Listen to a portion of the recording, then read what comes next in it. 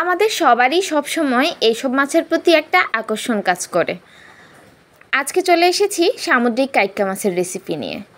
সামুদ্রিক কাইক্কা মাছ থেকে একটা আষ্টে আষ্টে গন্ধ থাকে, সেজন্য আমি মাছগুলোকে এইভাবে কেটে খুব ভালো করে একটু লেবুর রস একটু লবণ দিয়ে মাখিয়ে মাখিয়ে ভালো করে ধুয়েছি। বেশ অনেকবার পানি পাল্টে পাল্টে ধুয়েছি।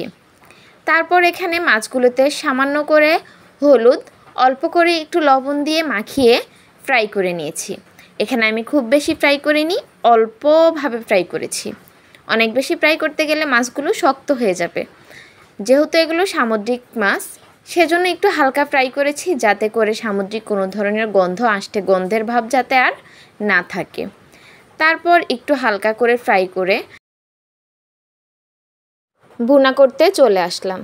এখানে আমি কড়াইতে একটু তেল দিয়েছি পেঁয়াজগুলো একটু ভালো করে হয়ে আসলে এখানে আমি অল্প করে আদা রসুন বাটা দিয়ে দিয়েছি। খুব বেশি দিতে যাবেন না, অল্প করে দিয়ে একটু হলুদ গুঁড়ো একটু মরিচ গুঁড়ো দিয়ে দিয়েছি। গুঁড়া মশলাগুলো যেন পুড়ে না যায় সেজন্য একটু অল্প করে পানি দিয়ে দিয়েছি। তারপর দিয়েছি আধা চামচ থেকে একটু কম ধনিয়ার গুঁড়া, দিয়ে দিয়েছি একটু জিরার গুঁড়া। তারপর এখানে অ্যাড করে দিলাম ফ্রোজেন করা টমেটো।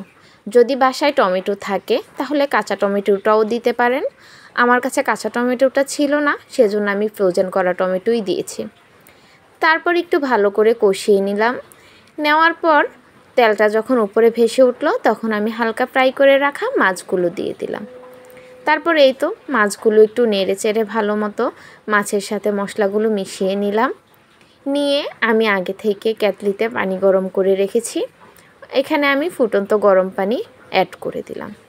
পানিটাই খুব বেশি দেওয়ার প্রয়োজন নেই, কারণ মাছগুলো সিদ্ধ হতে অনেক পানি লাগে না, সেজন্য আমি অল্প করেই পানি দিয়েছি, যাতে একটু মাখো মাখো ভাবে থাকে। তারপরে এই তো স্বাদমতো লবণ দিয়ে দিয়েছি।